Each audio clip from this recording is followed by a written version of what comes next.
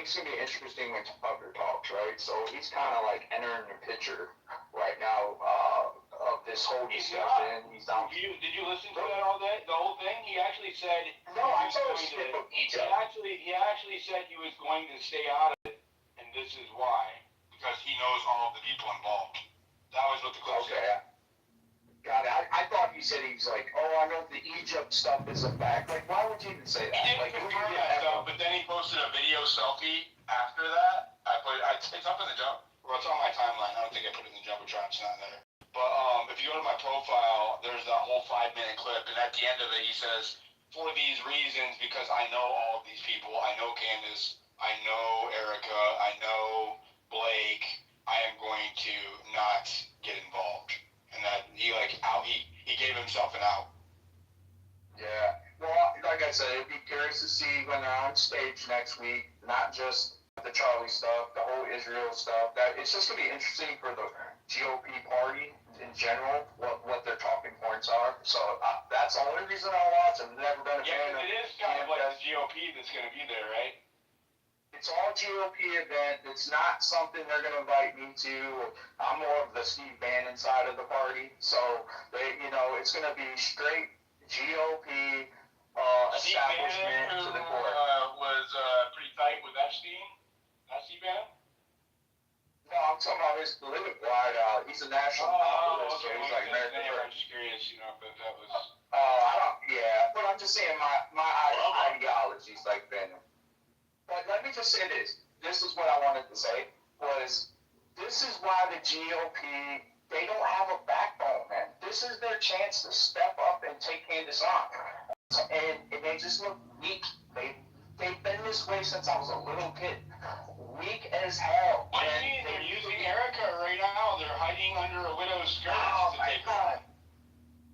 She's the only person I'm giving a pass to because of what she's going through. Why is she the only one up, I don't know, man. It's just frustrating. And then Danny and all this get exposed. They're weak, and they need to get exposed in order for the GOP to get You mean a Tim backbone. Pool's not your guy? He's not your conservative? No. He's not your conservative Jesus? No. He's not, really? Is it because of his beanie? Or is it because of his... No, I'll tell you why. Even Charlie, I wasn't a fan of Charlie either. Charlie's was only good for Arizona ground game. They won Trump Arizona. That was their mission. They did that. I was proud, and that was it. The organization had massive national outreach. Like, he was not just Arizona. Their impact was that was their right, but their goal was to win Arizona for Trump. That's why Yo, they got Brother Nathaniel on the stage. Election. He's like, I'm gonna win as Arizona. He did that, and I was fine and happy. But everybody else around him won't talk about the real problems with the GOP. No one's gonna talk about it. They're weak. They won't stand up for any kind of law. There's a really space about the GOP. Yeah, I know. More about right. But they're all weak, man. They're all weak. Look at it. That's all I gotta say. See you, bud. Thanks, Rilla. Maze, I don't know how long you've been listening, so hopefully your ears haven't been adulterated by these other women yet.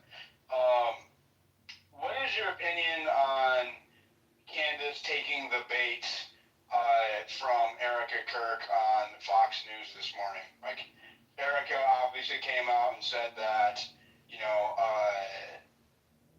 people were, disparaging her family at TPUSA and the Charlie Kirk show, and we're making hundreds of thousands of dollars per episode doing it, and it's not right, and all of this. And then Candace, without speaking Candace's name, I should add, but then Candace did directly respond to her in her show.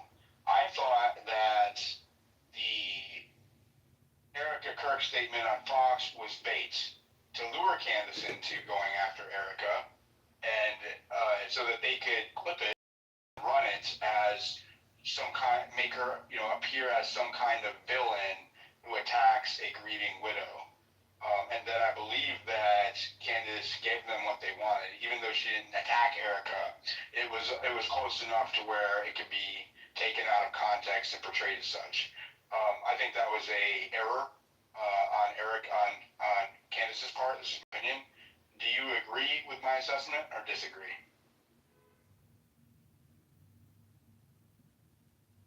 Mace? I think she got stuck in the matrix. I guess the only way that you can win is not to play, huh? Luna, did you watch the Candace show? Do you know what I'm saying? Like, what is your opinion? I'm like pro Candace. Usually I love having so many women on my stages, but it's I don't know. It's kind of like. Wait, Mae's back. She's back. She's not Yeah, my talking. bad. My reception's bad. I'm going in and out. But why? What'd you say? Oh hell no! I'm not repeating all that again. Okay. Oh wait, real quick. Just clip notes. He was asking you. Ha What ha do you think on the baby? Fuck that bitch! I think that the Erica spot, the Erica hit on Fox was bait to lure Candace to go after her, and I feel like Candace did what they wanted. Do you agree?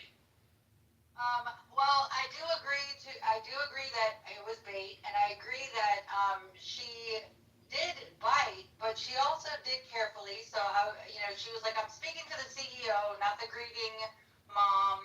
Which, I mean, at the same time, though, if it's going to be viewed as she's attacking a grieving mother regardless. Like, so I know, I just, she could have completely sidestepped it all together, but that wouldn't have been Candace. I already know. So, but I agree it was bait, and I think that this is going to probably backfire a little bit. But at the end of the day, they set her up for it. So what else is she going to do? I mean, the only way to win those kinds of things is not to play, if you ask me, but that's just me. What if it's their way of prepping? It absolutely is prepping for the 15th. It absolutely Yeah, is. well, the 13th, when she's going to basically, people are saying that they think that she's going to ask Candace to stop talking about the whole situation. And Candace mentioned today that she knows that she's going to bring her up by name. So what if that's just a way to, like, bait her into making it seem like you're making me want to ask you this, based off of, like, this whole situation? What? We already went through the 5D chess where this is a play to get Candace out of keeping her commitment to quitting if Erica asks her to. Oh, That's okay, why she responded, that if that's what you're alluding to. is. That's a possible strategy here. Zintani, please keep it serious. Otherwise, I'm going to continue on. I'm eating popcorn in the background. Thank you, Zintani. Thank you. Be back up. Thank you. Go ahead, dog. Name Sam. Go ahead. What's up, man? What's up, y'all? So I just saw the Erica Kirk thing. I had this theory floating around in my head about what the end game of this could be, right? The possibility of it. And would you guys be surprised if we ended up, looking back 20 years and saying, holy shit, we're witnessing ideological subversion, right? The same thing Yuri Bezmenov was talking about in 84 that we've all seen ad nauseum in front of our eyes right now, where you have Turning Point USA in every school in America as like this, as an organization of pushing an agenda similar to like DARE was, right? Is that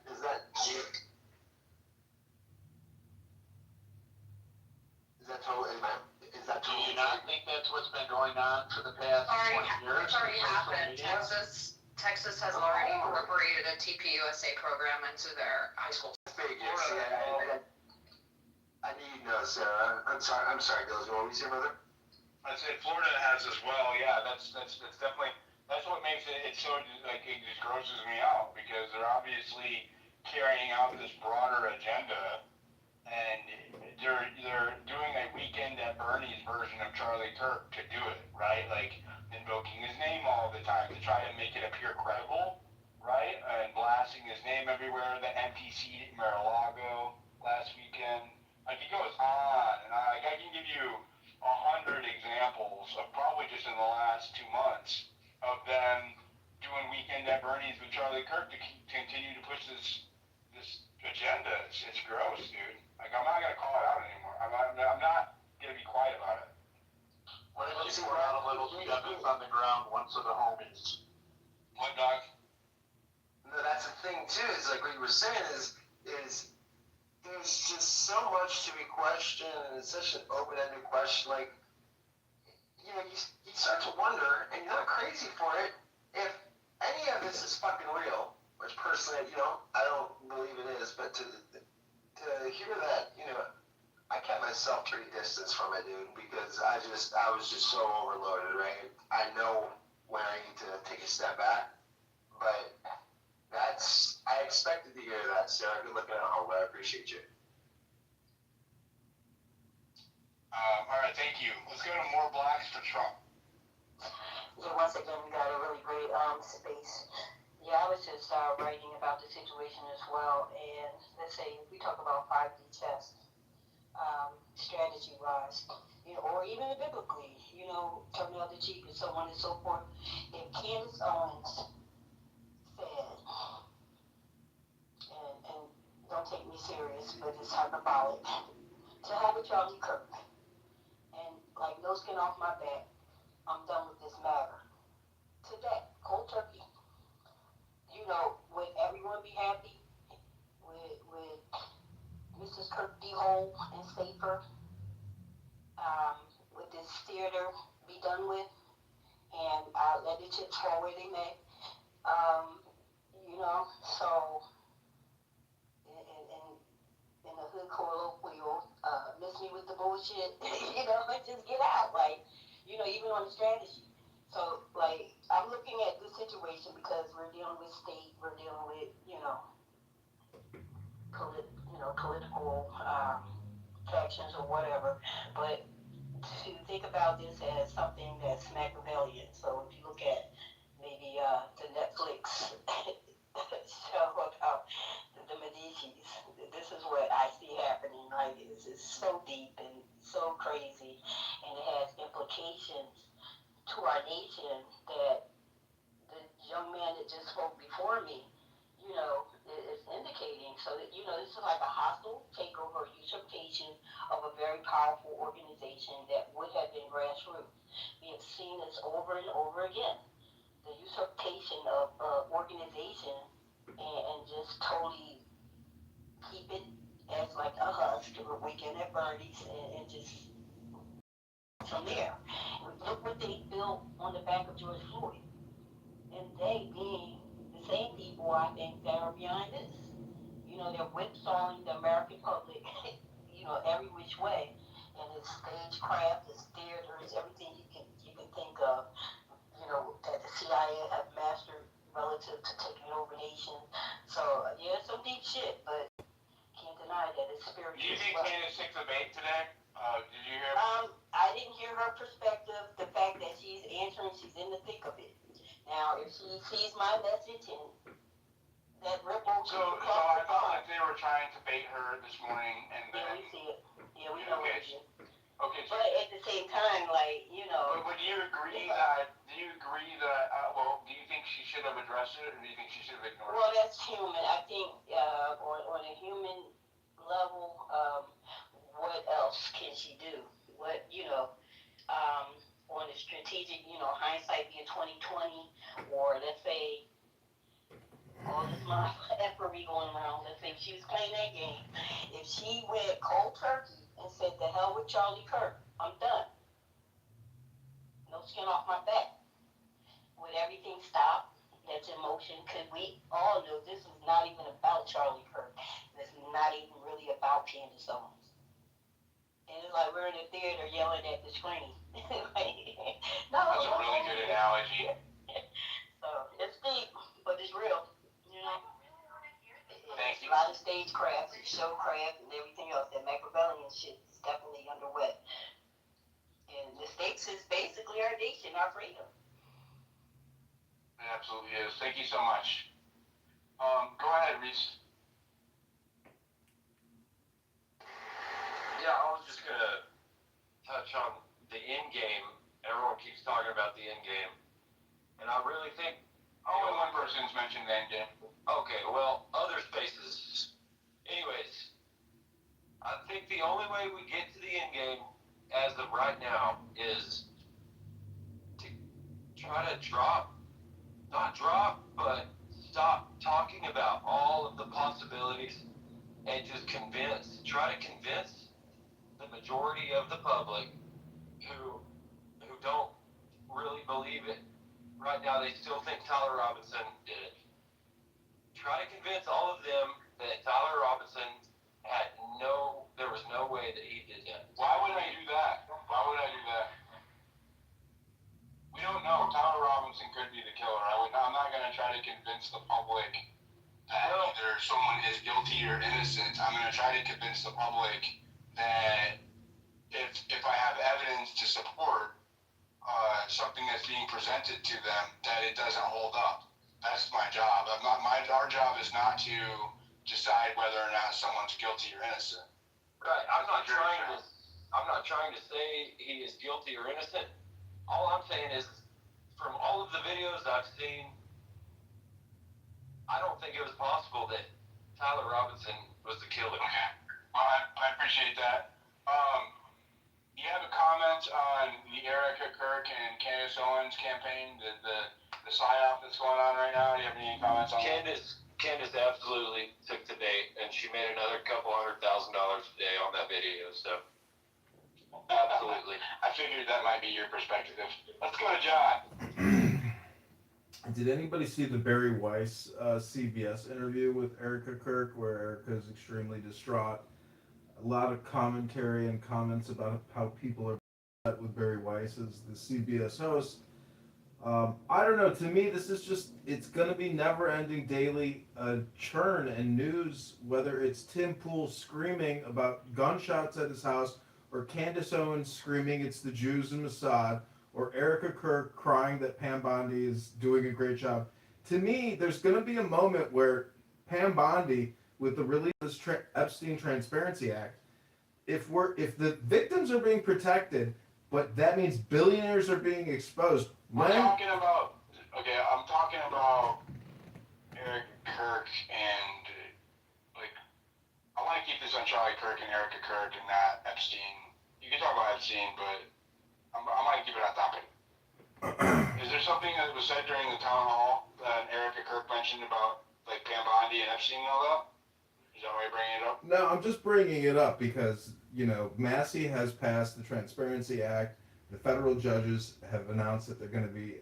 What does that have to do with Erica Kirk and the PR campaign that she's putting on right now? Because if you believe that Erica Kirk is shilling for the Jews or Israel or against it, I mean, to me, it's also such a... I mean, it does seem like she is injecting the Israel ideology into the book, right? That's what I uncovered yesterday.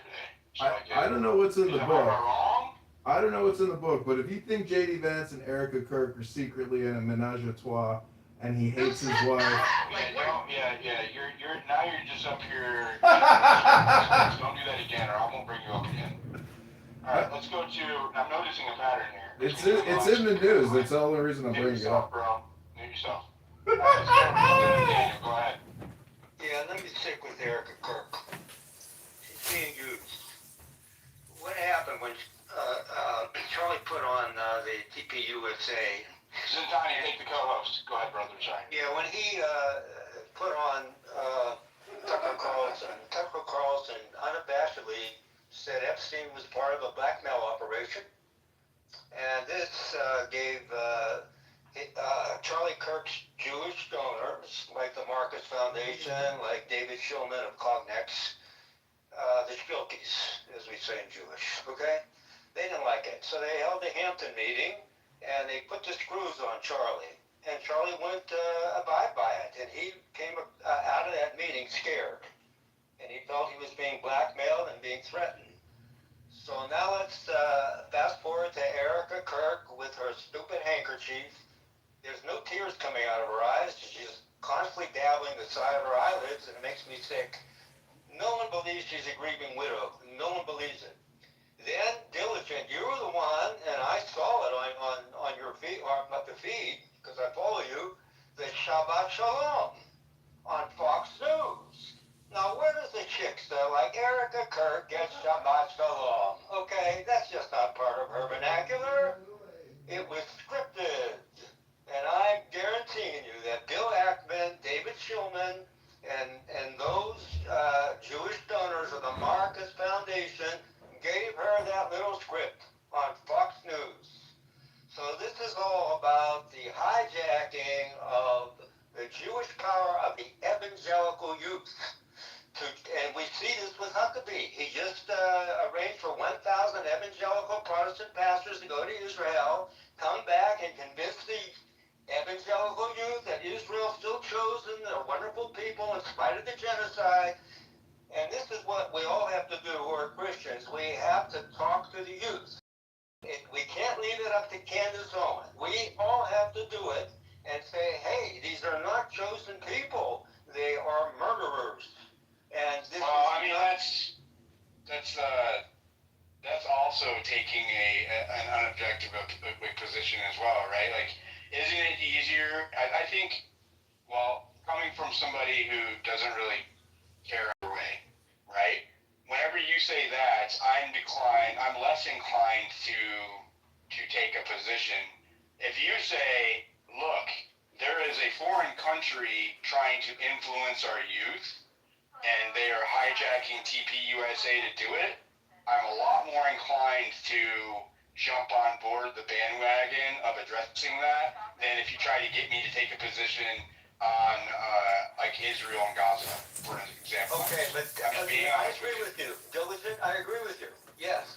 Whatever it takes to convince the youth that today's Israel is not biblical Israel, and that's what Tucker. That's not. I think you're still missing my point, right? Like, again, you are trying to sell me an ideological position that is that I don't want to go there, right? Like, it doesn't. I have no interest in whether or not Israel is a secular or a religious state. Like, that does not matter to me. And I think a lot of, at least my audience, are along the same lines. I think a lot of them care more about what's happening over here. So again, I'm trying to tell you that if you present it in a way that our college campuses and our youth are being infiltrated through foreign interests, right? And you lay that out, you don't have to try to sell me something that I'm not interested in hearing, because I really do care, regardless of the foreign interest, if they are subverting our kids, right? So, like, again, I think, am I making myself, do you understand what I'm saying? I understand completely what you're saying. So this could be a two-pronged attack. Now, I'm talking about TPUSA. It's evangelical Christian. So I'm trying to address the evangelical youth. But what you're saying is also very important. It's a broader brush. So why not have both? Why not attack it from both ends? Of course, influencing us. Instead of the other end. I don't, because if you present it as an attack, you won't sell it enough to have momentum. Okay? Okay, then I'm on board with you. Whatever it takes. Let me just, you asked why, so I'm trying to tell you why. That was your question. So if you present it as an attack, then I think you're going to lose people. All you have to do is show that there is a foreign influence, obviously, we saw that through the text message, that is pressuring TPUSA organization that is now wrapped up in schools, in government, colleges, churches, all of this shit, right? Provide evidence to support that to support that claim, and then show the contrast in behavior from Charlie Kirk to what's happening now. And then the American public, which is not stupid, even though they get treated like they're stupid often, they're really not.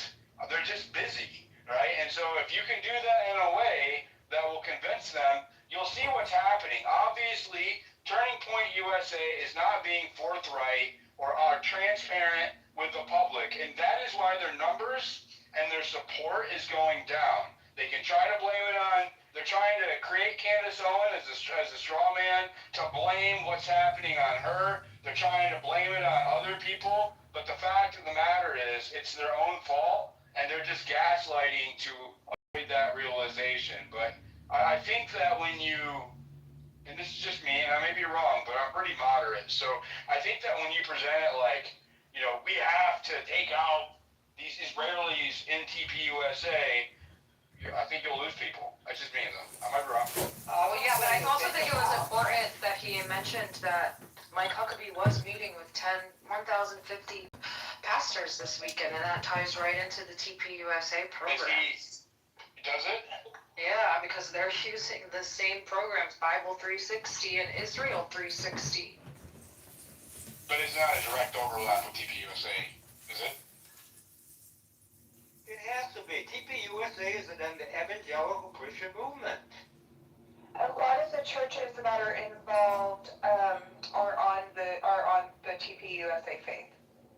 I agree with Diligent to the point where like we can stop short of even inserting the ideological element into the conversation, but just that it's important. That's where you lose me, though. Just that it's important to note that they are using religious leaders to manipulate the general public without even mentioning the ideology. Don't put shit in my Jumbotron. Brother Nathaniel, I messaged you something for you to comment on outside of the space. Like, I want your opinion. So for me, it does feel like I am worried about our kids, but I'm also worried about fellow Christians too being manipulated by propaganda from a foreign nation. Yeah, well, that's why I pointed it out, right? They're using that book to sell he was like Hebrew or something. You know what I mean? Like that's what they're doing. It's a lie. They're using the book to sell a lie, and it's important that we call it out, right? Because obviously, if they're doing that, they have an intent that's not benign, right? That's not a benign intent. You're not deceptive because you have good intentions. You know what I mean? Like deception doesn't work like that. It just doesn't. So you're not going to convince me that it does. And when I saw that yesterday, I was like, it just doesn't hold up underwater. And then when I searched, like I called it out when I first saw it. She did it. Like again, Candace did a good job pointing it out. She's been on all of these shows. She's gone on all of the legacy media that you don't trust. That's where she is going with her message. Okay?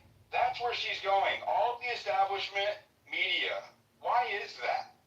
Why are they allowing her to do that? Because she is of that ilk, right? And that, we all know, they are the ones that sold us COVID. They are the ones that sold us lockdowns. They are the ones that sold us war. Sam. Who did Were you saying something? The Democrats? Go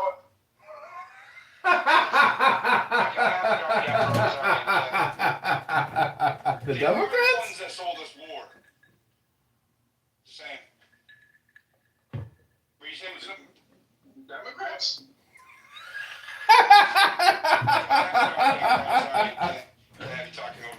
Democrats!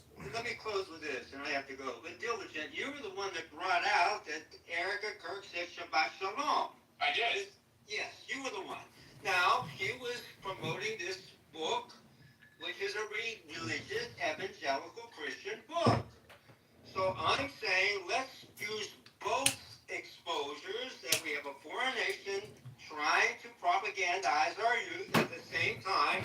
Let us do what Tucker Carlson said to Ted Cruz, that this nation is not the biblical Israel of We need receipts to show that she's doing it on behalf of Israel, right? I can show you that she is, that she is inserting something that doesn't belong there, and it is associated with Israel, which is why I added the context of him leaving Israel.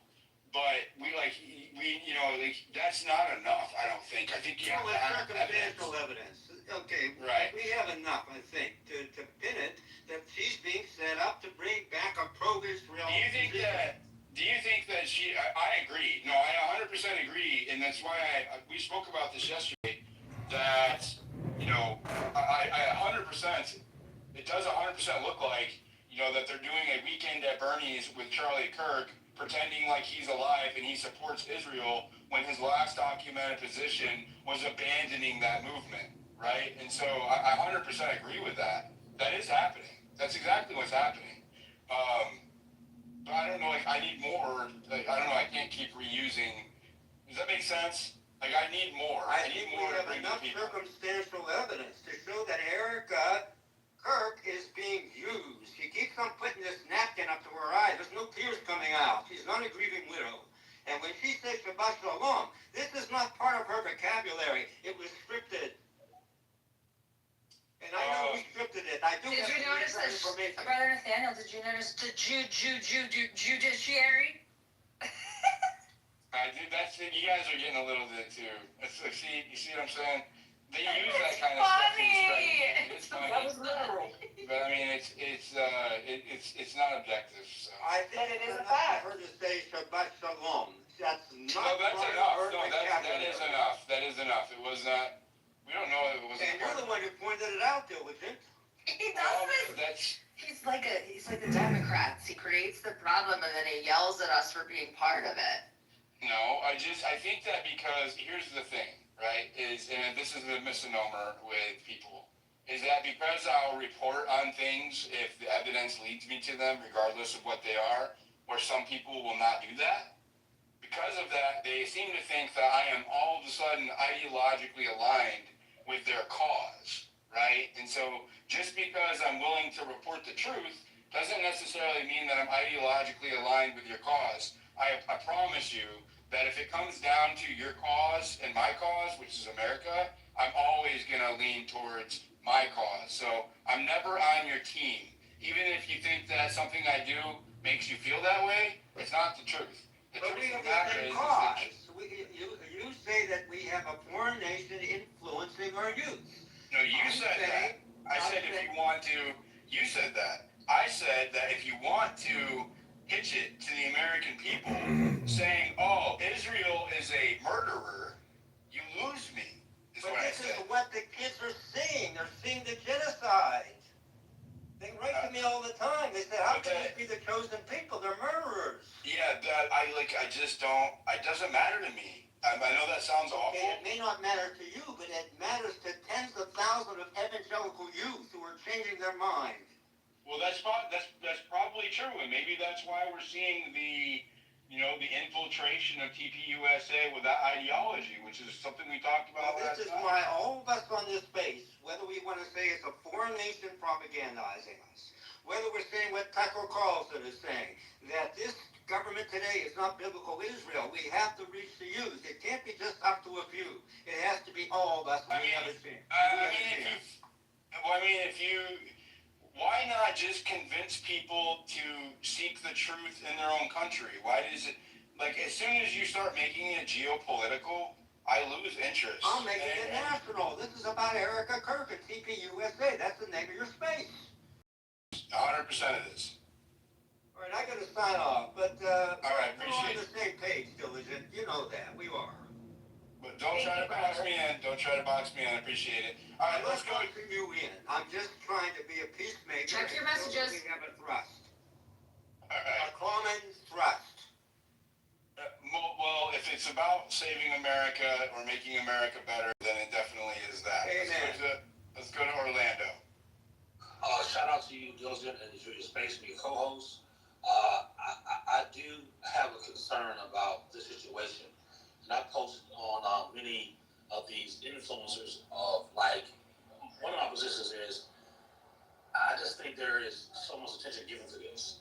And listening to your space now, I have a better understanding of that there are definitely questions that need to be had. And I don't know, I'm not the biggest Candace Owens fan or whatever, but I don't know why so much scrutiny is happening of the questions and, where all the answers are. I do question, to be transparent, just, how TP is moving. And I'm from Wisconsin, and they hadn't moved well in my state. So I'm not trying to jump on them. But I do question, it is so much in other spaces and on, X alone, this constant berating of people that I actually follow. Candace is a crack case, and she's crazy. I'm but I thought being an objective thinker is to question everything. And I respect what you said, Millicent, that, you report or you want to know the news. You don't lean one side or the other. You might think we know where you lean, but we don't. You said you cover the news. And so I appreciate the opportunity just to come in your space. I hope to cut them more. But I am concerned that, so much the vitriol of Candace, and again, I'm not saying that she shouldn't be scrutinized for, her, claims, and, she can only do so much. But I think there is room to have questions. The whole thing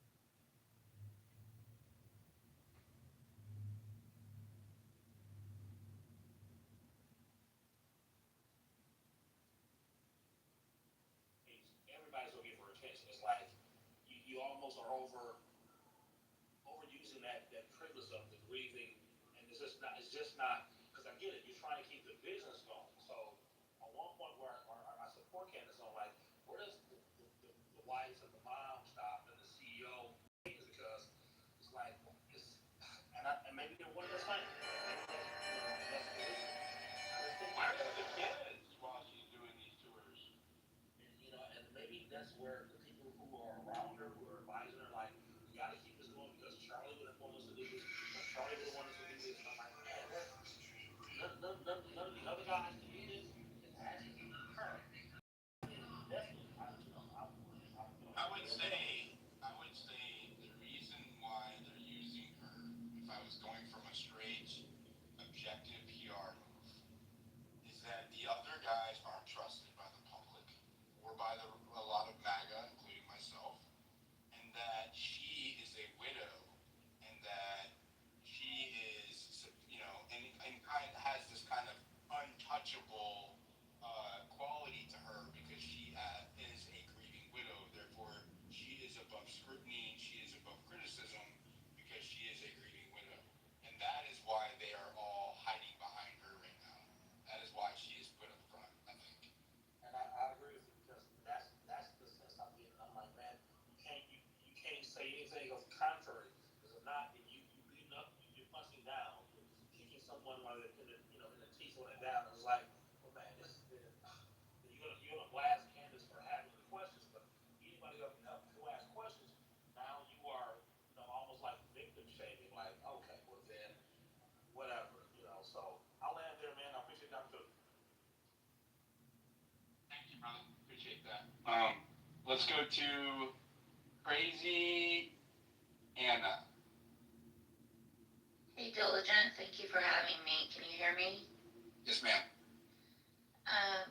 So I totally agree with this topic. I think something's going on with TPU, and I was pretty neutral when everything happened, just because I didn't even know who they.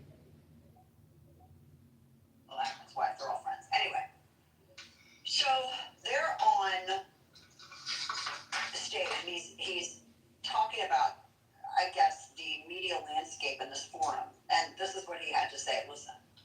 Impressive, like Bill Ackman, same thing. Bill Ackman's worth like $8 billion. It's fine. I don't care. Bill Ackman, whatever Bill Ackman does, I know Bill Ackman. He's kind of dumb.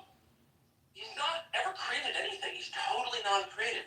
How do these people wind up running our biggest institutions? And the reason that's significant is because if you pay close enough attention and you realize that the people running everything are stupid, then you think, well, actually, the system is truly rigged on behalf of people who do not deserve these positions at all. It's not just that I disagree with Barry Weiss or she's calling me names or I'm calling her names or whatever. It's like in no fair system, in no meritocracy would Barry Weiss rise above secretary. Like, I've been in this business since Barry Weiss was breastfeeding, okay? There's no world in which Barry Weiss rises to the top of a news network except a rigged world. Well, I mean, I guess they just can't imagine where anybody would rise up to be the top of a news agency without Muslim money. I don't know. I mean, just thinking out loud here. I thought that was a very odd thing for him to say. He sounds resentful and bitter, and that's not a good look for anybody.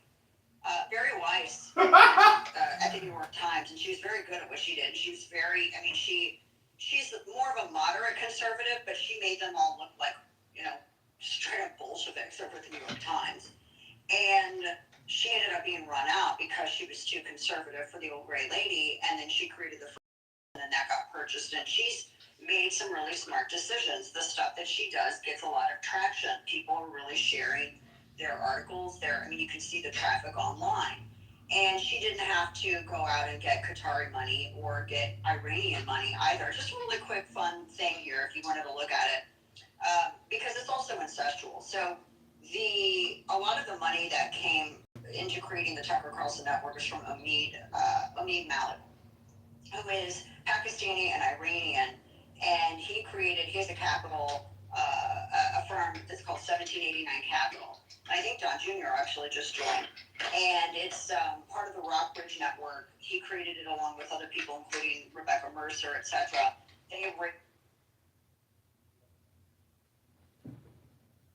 Yeah, it's like the new thing, and they apparently they're a part of that. Cash Patel apparently co-founded or co-created that with Tucker Carlson, which I think is weird. Oh, this is also incestuous. Wow. But he got a lot of money from a foreign government, he got a lot of foreign money. Wow. In fact, a lot of payments through this, and I'm looking at, Axios had a piece on it, but also it's just open records, you can go to Open Secrets and you can run all of the, how the money shifts, and you can research it all. For instance, some of the payments for acquiring different things for his company were run through a Qatari state investment entity. It's the Al Udeid Media Fund. That's where all of the accusations about Qatari money come from. And it sounds like it's it almost sounds like it's part of like a government coordinated media laundering campaign, honestly. That's kind of what it sounds like. So I don't know if any of that's ever been disclosed publicly or discussed, but I just think that when you have things like that in your financial portfolio, maybe you should tone down your resentment of other people's success before you start lobbing bombs at them because they're Jewish. Because let's be honest, what do Bill Ackman and Barry Weiss have in common? They're Jewish, right? They're the quote-unquote hummus eaters that Tucker Carlson talks about, right? Isn't that what that is? It seems like the only objection is that they're Jewish. I don't know. I feel like if Israel had given him money, then he would be like singing the praises of Israel or something. I don't know. I can't explain it. It's very difficult when you see someone that you thought you at least kind of knew act in a way that is completely contrary to everything that you actually initially assumed about them. To say that these people are dumb, and Bill Ackman is not a dumb guy. He is very, very smart financially. He's made a lot of really good decisions, some which might have seemed really risky at the time, but he knew what he was doing. He's made a lot of really good decisions, and he identified undervalued assets, and he built this company. And Barry Weiss did something similar with a media entity. So to sit here and say that they're dumb, and then to try to use your age over it, that she was breastfeeding when he was getting started, yes, and she didn't have to take Qatari money. She didn't have to be in the pocket of a government administration in order to find success. She didn't have to sell out in order to find success. She didn't have to turn and start, repeating, really, weird rhetoric in order to try to get a slice of the digital audience pie. It just seems resentful and bitter. And honestly, I think that sounded silly and emotional. He sounded like an emotional one. Oh well, since she was breastfeeding, I've been out here, and she's further than you. So what does that say? That's kind of a self-own, is it not? And what happens with people? This is why I hate DC. And Lorraine reminds me too. What is this? Is this what we're talking about when is Tucker hating America because he's criticizing other people? Because people who criticize Tucker are accused of hating America. But remember, that only goes one way. He can not even criticize. I don't even think either of those are fair criticisms. To call them criticisms means that I'm accepting that they have some form of logic, and I just don't. It just sounds resentful and over emotional.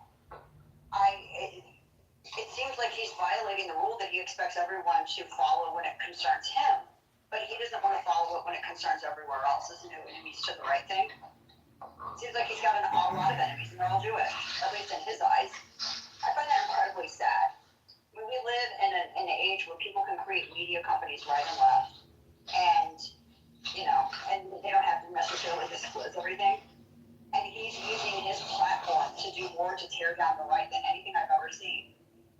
I don't see any of the things. If he hasn't been talking about any of these elections, Tucker Carlson hasn't been talking about any of these special elections. He's not talking about redistricting. He's not talking about the lay of the land. He's having Nazi tweets on his show, and he doesn't have the balls to push back and actually ask serious questions. And all of the people who are just desperate to be in business with him, none of them have the balls or the spines to point this out because they're terrified over jeopardizing business relationships. They don't want to jeopardize their ad network. They don't want to jeopardize any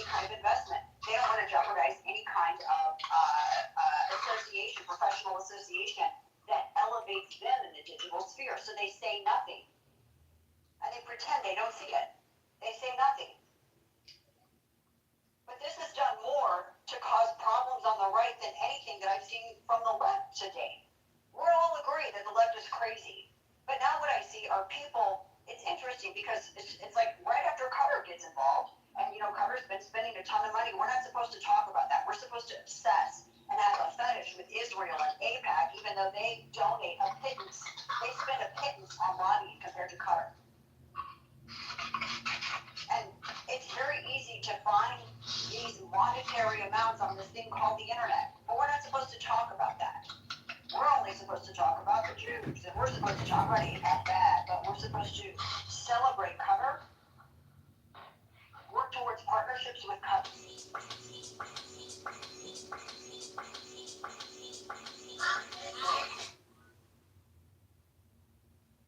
All of it. Thanks for watching The Dana Show. Make sure to like, subscribe, ring the bell, and stay tuned. Okay, so let me ask you, can I ask you one last question? I haven't, So, yeah. so Tucker Carlson went after FBI Cash Patel and Dan Bongino. He criticized them while at the same time amplifying. He did not mention Patel, he only mentioned Dan Bongino. Yeah, but he mentioned the leadership, the two guys who were leading that. He said that, right? The two men leading it, right? Leading the FBI. No, he said there's the political leadership and then there's the individuals that do the investigations. He bifurcated it out. Okay. Yeah. Okay, so he didn't go after Cash. Okay. No, he did not mention Cash, only Bongino. Okay. Okay. So Barry Weiss did exactly the opposite of what Tucker Carlson did in the when she rose to the ranks of CBS. She left New York Times, as Dana Bosch was saying, and all that. We all know the story. Tucker Carlson's spiel has been to, he's been kind of like the man who speaks Middle America, especially the young men, where Charlie Kirk was. When he uses language, like inflammatory language, like going after Bill Ackman, for instance, he became wealthy without being smart.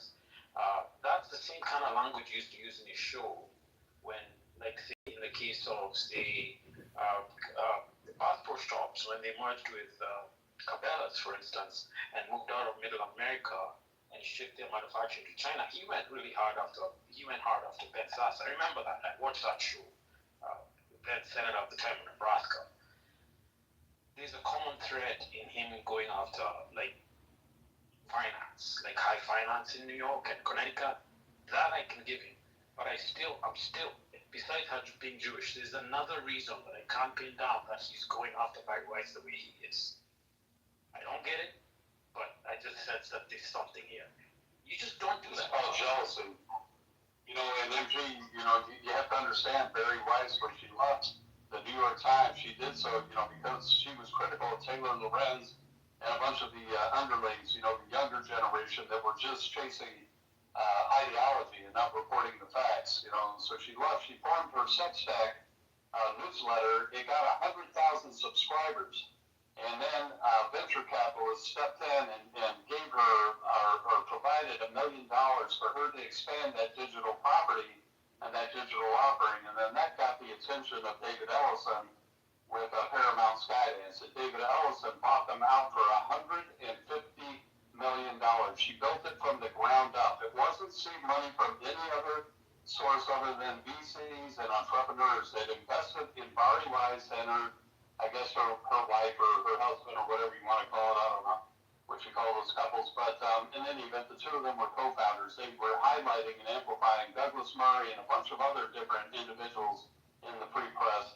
And so the reason why Larry Ellison or David Ellison bought them out was because, as part of his portfolio, he had also done the Paramount Skydance thing. They had the CBS brand, and they're trying to expand the CBS brand digitally. And that's why Barry Weiss, when she got bought out of the free press, he put her in charge of the CBS brand for the digital content, because she proved that she can take something from scratch and build it out. And CBS has been a laggard as it relates to their online digital presence. And so that's the stuff that you have. Would you say that Tucker struggles with the same? Or in this case, let me No, I think it's exactly what Stoll said. That he calls out Bill Ackman. Why isn't he calling out Charlie Munger? Why isn't he calling out Warren Buffett, the Oracle of Omaha? Why isn't he calling out Kathy Wood?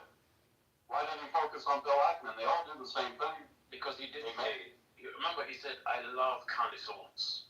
That was the term, that's the way he phrased it. He says he agrees with everything she says, and then he says, I love her. And then he We were talking about why did he pick on Bill Ackman in particular, other than the fact that he's Jewish? You have Warren Buffett doing the same thing. You have Carl Icahn doing the same thing. An activist, more of an activist investor. But you have these investors, Kathy Wood and all that. They manage these big capital firms and they make investments on behalf of their clientele. And they, are pushing for 20, to exceed the return on investment that the stock market, that index funds offer. I agree with Sam. I do. I just think that there's something more to the Barry Weiss kind of attack from Tucker Carlson than I'm seeing, that we're seeing. She's a self-made successful woman in the industry, and he's got an issue with that, and then he also has an issue with, her support of Israel. Bottom line, that's it. Also, too, you all remember when Tucker got fired, nobody would touch him for quite a few years. And he got the Fox News gig, got fired there, and then moved on. He never built beyond that level. He never built up in his career at all. He got an ego stroke from Elon when he left Fox News to come on X or take the money, and he decided to go with X because he would get 150 million followers very quickly. So that's how he made decisions. He's a talking head, basically. But he's never moved into management. He's never demonstrated that capability. If he had that capability, he would have been moving up the food chain. He didn't. What do you mean he managed a huge show on Fox News for years that made him $100 million? The guy is incredibly successful. But he was never in the executive level.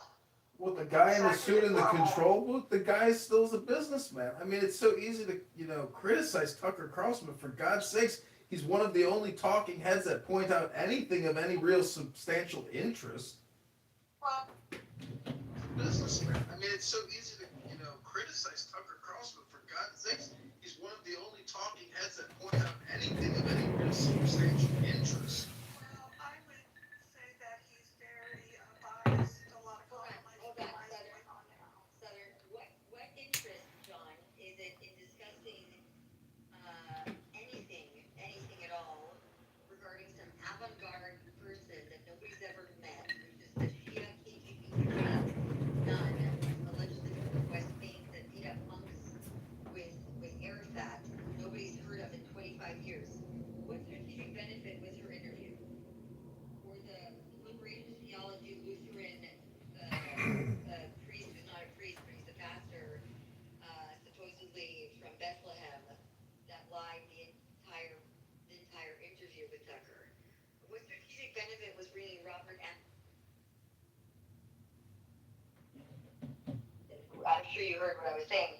Were any of those interviews? What was the strategic benefit, for example, of bringing on Jeffrey Sachs 3 different times, never asking him anything about China, Russia, Iran, or anything like that? What was the strategic benefit of having Kazachkian from Iran on his show and not asking him a single time, why do you consistently chant death to America and walk on the American flag? Why did you kidnap U.S. hostages? Why did you launch a war? Why did we give you all this money for the JCPOA and you used it for your ballistic missile program? Why do you need to enrich to 60-something% if you have no desire to have any type of nuclear weapons? Why did you fund Hamas to do a terrorist attacks and fund Hezbollah? Why does Hezbollah, Iranian-backed proxy, who's on every single State Department watch list in terms of individuals that should be taken out, why did you guys launch against Israel? Why did you fund that and destroy the Maronite Christian culture inside of Lebanon? Why did you do multiple targeted assassinations against Donald Trump? And even the golf thing, he could have just showed him when they put out a whole meme targeting Trump at the golf course that they were going to kill him while he's playing golf in Florida. He didn't ask him that. Why did he pretend to go to the Russian grocery store and he said, for $100, look all the groceries that I bought, where in Russia, they money to even spend $100 on the groceries. Why did he promote that? Why didn't he promote the fact that Russia has done more subversive, targeted assassinations and subversion of the U.S. government 10 times the USS Liberty, what Russia's done to America? 10 times of it. 10 times. I have a whole thread on what the Russians did to us during the Soviet Union, and then I have the other thread that's after the Soviet Union. Not only in terms of espionage, but stealing money from us, hacking us. I mean, shooting down planes. I mean, shooting ships, taking U.S. soldiers hostage. Oh my God, it goes on and on and on and on and on. On and on and on. He never asked any of those questions. Why didn't he ask Robert Amsterdam on the other one? Why did he lie and ask Robert Amsterdam, the guy who was on his show, who he speaks to more offline than online? Why did he bring on Daryl Cooper in August, prior to the launch of the campaign for J.D. Vance and Trump, who's a Holocaust revisionist, who literally caused the entire administration to have to scramble to see whether or not they were going to allow themselves to go on Tucker's 16-week tour that was supposed to be promoting people from the cabinet for the rise. They had to have J.D. Vance, the president, all these people make statements, okay, including Don Jr. had to make statements because he brought on Daryl Cooper, who's basically the talking points of David Irving, who's been disproven not only legally in court in a defamation lawsuit, which he brought against a U.S. citizen, but there was a movie made about it called Denial. And there was 48 hours of single testimony from one expert on the lies from David Irving that Daryl Cooper just copies. And has 1 million subscribers on Substack. And he's part of the Idaho Area Nation, who literally lied on his show the entire time, and Tucker didn't say anything about it. How about Jeffrey Sachs, a day after being on Tucker's show, goes and says the most horrific things about Trump in Turkey? Or how about him going then, he's a total globalist, and trying to have him on the show more. Why did he bring the commie guy from Ben and Jerry's on his show to just shit all over Trump and Israel? For no reason. I mean, you can give 1 million different examples. Well, you sold me. You sold me. Wait, there's this one interesting guy that he had on. Oh, this random pastor out of nowhere who's from Minnesota or Michigan, who's I don't even know what to call him. He's not a Christian nationalist, but he's something else. I still can't figure out exactly what his denomination of Christianity is. Nobody can. Nobody's ever heard of him. He's got zero presence. He brought him on the show to have the strangest conversation about theology, which wasn't even accurate. Nobody understands that either. Well, this isn't a religious debate. I'm merely pointing out that in America, I'm not saying about religious. You said Tucker's the only person who brings on anybody to talk about anything on his show. I'll tell you why. You just gave us... Dylan and maybe one other Try to breathe. Don't forget to breathe, otherwise you'll pass out. Bitch, don't tell me to breathe just because you don't You can't stop talking. You asked me a question. Hello? I don't need... Hello? Breathe. Don't forget to breathe, otherwise... Bitch, don't tell me to breathe just because you don't...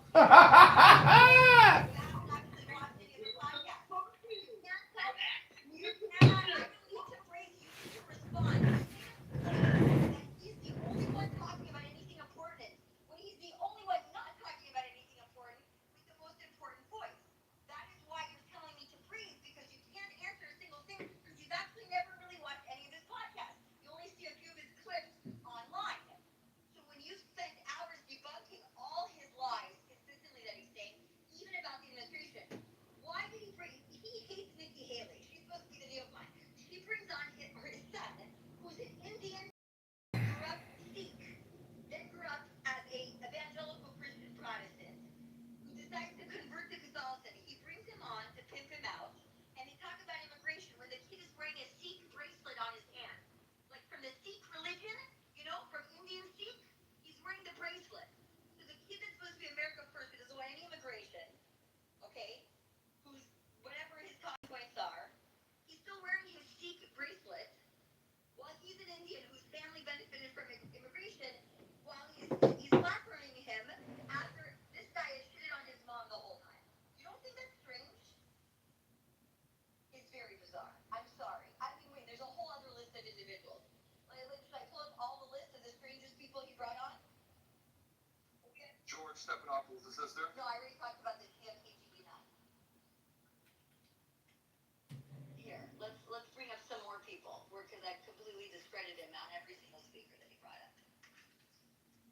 you gonna say something, Michael? You are a female warrior, Stealth. Bravo. Well, I'm trying to destroy the conservative party. He's trying to destroy MAGA. I mean, and he keeps Trying to discredit MAGA. going to buy a home in Qatar, and he flicks off the camera with Neil Patel, and all their money is taken from the Pakistani Iranian through Qatar. Like, go fuck yourself. You're representing the Muslim Brotherhood who wants to kill us. That's insane. Yeah, he's literally taunting conservatives, Trump supporters, like he's taunting us to our face, right? You just have to be willing to see it. He's basically saying, F you to everything you believe, you know? And then he went on the podcast and said, yeah, I love Qatar. I'm going to defend Qatar, verbatim. I'm not exaggerating what he said. He's so cynical. He's just rubbing it in the face of the American people. Sorry, Southern. Oh, no, I was just going to say that Tucker made a comment. I really think he thought he was going to get caught on the mic. He was pretty upset that Trump didn't bring him in to do something in government. He's always had kind of a thought that he should be in government, which I find astonishing. Oh, how about he made a whole new conspiracy show, 5 episodes, put it behind a paywall regarding 9/11?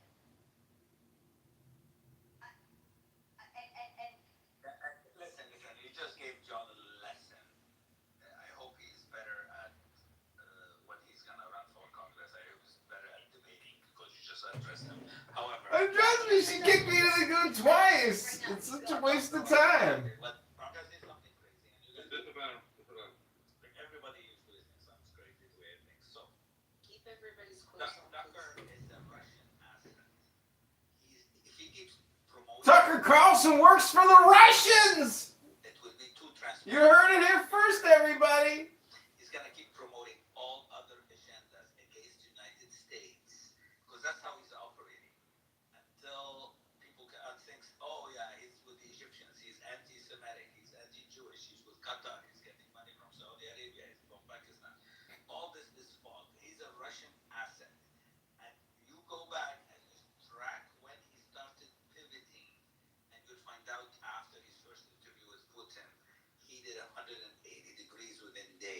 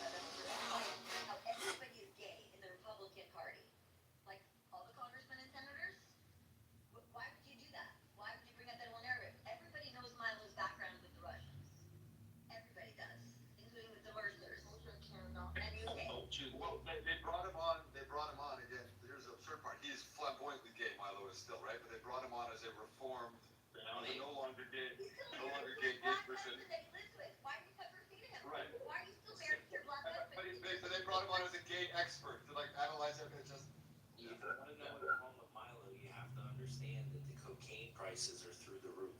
Okay, he's pissed about the boats being blown up. That's what it is. I read a great tweet from probably the best, most effective conservative activist in the country, Chris Rufo, who's done more than anything to fight against the trans ideology. Why did Tucker bring on George Galloway? George Galloway is an Irish gremlin that they poured water on, right? Who goes out there and speaks the most anti-Western propaganda. He converted to Islam. He converted to Islam. He did. He's married to a Muslim woman from, I don't know, one of the Bajans or Stans. He speaks on behalf of Iran in Iran. He obviously speaks in Russia. He speaks, who else is he's spoken in Qatar many, many times. Goes after everybody, this guy. Oh, he also speaks on behalf of China. He has to do that interview by Zoom because Galloway is trapped in a foreign country because he's involved in promoting Hamas and other terrorist organizations. And Assad, may I mention. Okay, then he says, Tucker. Wait, before you move on from Galloway, he promotes him in the tweet as very conservative on a number of issues when he's explicitly self-identified as a hardcore socialist. Yeah, he's a Marxist. He's an actual Islamic Marxist, right? What's even better is his interview most recently with Piers Morgan, where he says, I have no problems with Pakistanis. I drove in an Uber. They were great. They treated me just great. Never mentioned the 250,000 girls that were trafficked, abused in more horrific ways. Have you read the testimonies of what these Pakistani grooming rape gangs did to these girls? You cannot get through one paragraph. And I've read it all, and I've seen it all. After it was It's gonna be a bitch. telegram from their life. Yeah, we haven't been killing nowhere near enough of the bad people. I mean, we know that. We haven't been killing anywhere near enough bad people. We haven't been arresting criminals either. So basically, society's falling apart in general globally. Hold on.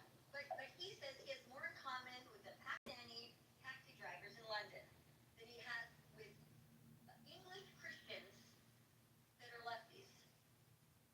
This is what he says. He says, what's wrong with Sharia law? I have no problem. I promise to make it. Hello? There's no rapes that occur in Qatar. It's great. Or in Saudi Arabia. Because they don't document rapes because you're not allowed to report rapes. What you do is either you kill your daughter or your wife if she gets raped. You don't kill your husband. Or you throw acid on her, or you behead her, or she suddenly disappears, or you force her to marry the guy that raped her for honor reasons. Now, all of us red-blooded Americans know very well if something happened to one of our daughters, what we would actually do, especially the people that come to my spaces. We're not waiting for Egyptian planes and the French Foreign Legion to do God's work. If you hear what was done to these girls in the UK, that would be street justice in 15 seconds. He says, I don't know who Tommy Robinson is. Tommy Robinson is the only guy fighting in the UK, and actually for the whole British Isles, including Ireland, to fight for these girls. Yeah, he's a brawler on the street, so what? So they used to call him a white nationalist. Okay, great. He goes to Israel, and he does a bunch of interviews all over the Christian areas, the Arab areas, everything, and Tucker's pissed because it breaks up his narrative. Why did he invite Tommy on to have a debate with him about what he saw there? Rather than the lies and nonsense from the KGB nun, which he's totally dispelled. Who even knows about this Shia trained nun by the KGB, who literally beat up monks from the white Russian Orthodox Church inside of the West Bank with Arafat during the Oslo Accords? Where did you ever find that train wreck? Documents. I mean, they have the documents, right? So they raided a bunch of people that were involved in some of these more sophisticated operations, and the number one goal of the Islamic terrorists, radicals, whatever you want to call them, was they were going to disguise themselves as Christians because Christianity in all of its forms allows anybody to become a Christian. It's basically rules. So most of them went to Catholicism, right? And they just blended in. It's very easy. The prayers aren't real complicated. They're used to praying and stuff. And they penetrated the church. And then when you talk to Catholics about that, they're like, no way, that's not possible. He said he loves Jesus. And you're like, dude, like, you're retarded. These people, like, they're penetrating your organization. They're coming there with an intent. And then, you end up seeing, like, these things happening in the community where, like, all the churches just get all of a sudden sold to, like, they turn into mosques. Like, just out of nowhere. You know what I mean? And it's like, that's not what happened. They penetrated infiltrated the church, they converted everybody to Islam, and they bought the church, and now it's a mosque. It's very. I have another interview. Hold on one second, please. The interview between Tucker and Sean Ryan, where he goes on and he talks about OnlyFans. And there's a reason why I talk about OnlyFans. You can talk about Playboy or Penthouse or Pornhub or Andrew Tate, who trafficked and did cam business and pornography, which he literally flew to Romania and interviewed them. Commit crimes, so that's like, yeah, they can't commit crimes. It's all okay for them. It's okay for them. It's not okay for anyone else, though. Right. You know what I mean? Right. That's the rule. That is literally, legitimately the rules. Any task to forward the cause is acceptable and permittable, no matter what the harm is to the outsider. Like, literally, they try and say that that's like the Jews, but that's not nowhere near as true as it is for these radicals, because they, not only do they do it, but it's very, like, I'm not really, I don't want to get into this, but there's actually analyticals that have been done on these different websites, and the vast majority of these people are doing exactly what was it Andrew? It was one of the Tate brothers, right? Like, they're talking about it recently. Like, his objective, like, as a Muslim, when he converted, was to have sex with as many Christian women in debauch, or whatever it is, like, where you humiliate them sexually at the tequila or whatever. And it's like, what is that? And then, like, No, Andrew Tate converted to Islam because he wanted to move his baby mamas that were under investigation for the and the EU, and the UAE put his money there so that they can't say anything or sue him. But when you hear these stories, And they can't answer that with witnesses. When you hear each other, it's gonna mess up my transcripts. Okay, But well, I'm let me just trying to finish. finish going through the guest list just so people, when somebody says, what has he talked about important? There's not a single thing. Okay, then he brings on this woman of the 9/11 survivors campaign, which is funded by the Qataris. Just so you know, that lawsuit, one of the guys is in our spaces. He's part of it. The Qataris fund the lawsuit against the Saudis through a lobbying group in DC. Okay, so we found that out in spaces. I found it fascinating. So, anyways, they do that because the Qataris and the Saudis are constantly fighting, between themselves and the Gulf countries. But he says and lies, and you know who brought up who did the best correction to this was the girl from is it OAN? What's her name? Let me pull her up. Chanel Leon? No, not her. No. She is. Let me see here. My friend. Liz Wheeler? Excuse me, what? Liz Wheeler? Stella Escobar. Or Caitlin Stickler? She lies on that episode and is not corrected by any of them.